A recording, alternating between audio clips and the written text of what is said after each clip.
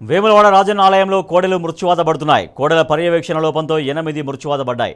కోడెల మృతితో తీవ్ర కలకలం రేగింది. వేములవాడ ఆలయంలో నందిని దేవుడిలా కొలుస్తారు. ఆ నంది ప్రతిరూపమైన ఆవుతో మొక్కులు చెల్లించుకుంటారు. భక్తులు పరమ పవిత్రంగా భావించే కోడెలు చనిపోవడంతో ఆందోళన చెందుతున్నారు.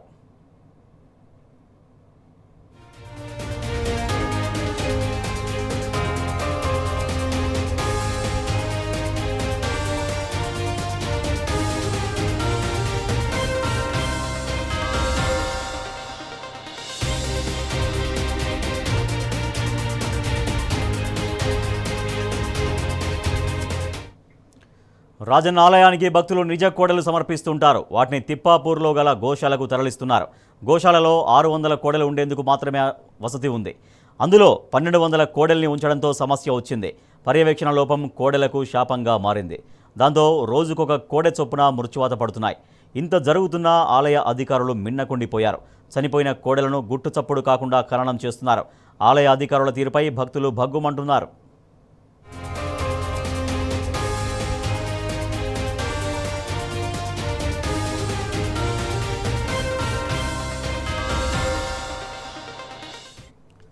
రాజన్న ఆలయంలో కోడె మొక్కును పవిత్రమైందిగా భక్తులు భావిస్తారు. స్వామివారి దర్శనం కోసం వచ్చిన వారంతా దాదాపు కోడె మొక్కు చెల్లించుకుంటారు.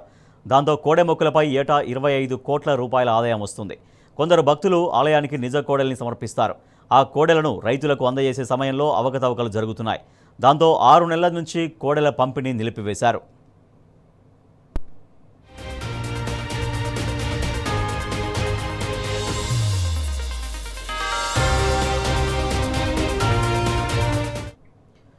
నిజ కోడెలను అందజేసే క్రమంలో జరిగిన అక్రమాలు వెలుగులోకి వచ్చాయి. కోడెలు ఇచ్చే రైతు పట్టాదారు పాసు పుస్తకం పరిశీలించి వ్యక్తిగతంగా సంరక్షిస్తారని అఫిడవిట్ తీసుకోవాలి. అధికారులు అలా చేయడం లేదు. ఒకరికే కోడెలు అప్పగించడంతో సంరక్షణ బాధ్యత ఇబ్బందవుతోంది. తిప్పాపూర్ గోశాలలో పరిమితికి మించి కోడెలున్నాయి. సరైన వసతులు లేక కోడెలు మృత్యువాత పడుతున్నాయని భక్తులు ఆందోళన చెందుతున్నారు. కోడెల సంరక్షణ విషయంలో రాజన్న ఆలయ అధికారులు నిర్లక్ష్యం వహిస్తున్నారని మండిపడుతున్నారు. ఇప్పటికైనా తగిన చర్యలు తీసుకోవాలని డిమాండ్ చేస్తున్నారు. తమ మనోభావాల్ని దెబ్బతీయొద్దని స్పష్టం చేస్తున్నారు.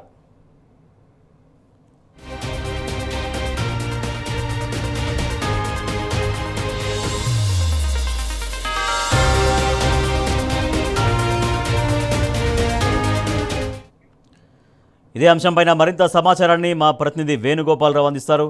వేణుగోపాలరావు, రాజన్న గోశాలలో కోడెల మృత్యు ఘోష కొనసాగుతోంది. సో దీన్ని ఎందుకు జరుగుతుంది? ఎందుకు మృత్యువాత పడుతున్నాయి కోడెలు? Rajesh, good morning. దక్షిణ కాశీగా పిలువబడే వేములవాడ రాజన్న ఆలయం ఒక తెలంగాణ రాష్ట్రమే కాదు, పక్క రాష్ట్రాలకు కూడా పెద్ద ఎత్తున భక్తులు తరలివస్తారు.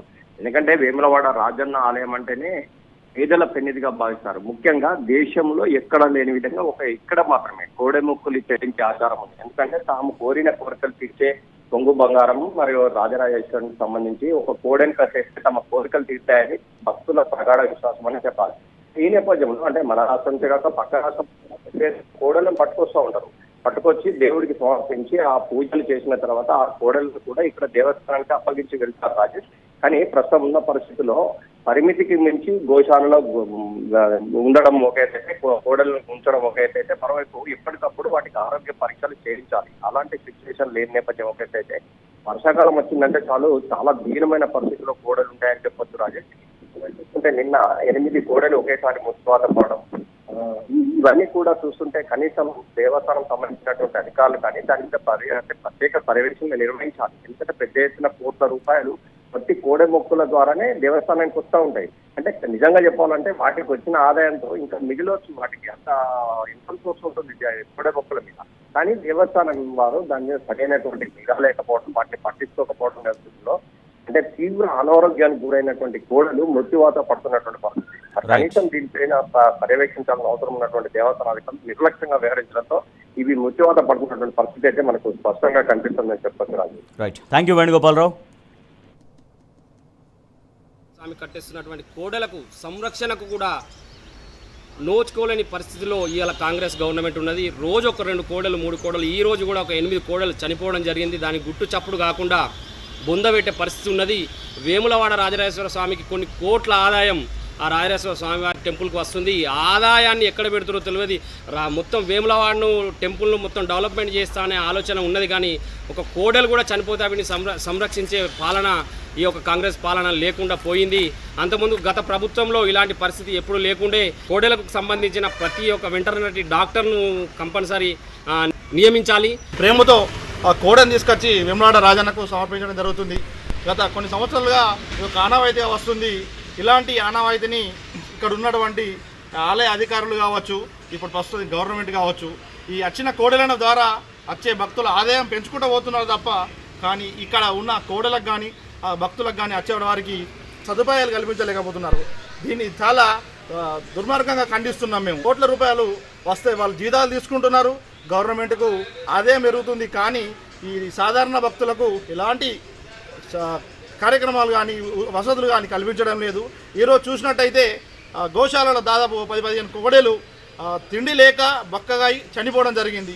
దాన్ని ఎవరికి తెలియకుండా బయట తెలిస్తే ఏదో ఇబ్బంది జరుగుతుందని తీసుకుపోయి అక్కడ ఊరవతలు ఉన్నటువంటి వాగులో దొంగచాటుగా తీసి పూడ్చడం జరిగింది. దీన్ని ఎంత దుర్మార్గమైన చర్య. శ్రీ వేములవాడ రాజరాజేశ్వర స్వామి ఆలయంలో మరి అనాదిగా ఇక్కడ కోరిన కోరికలు తీర్చే దేవుడుగా, పేదల దేవుడిగా పేరు ఉంది.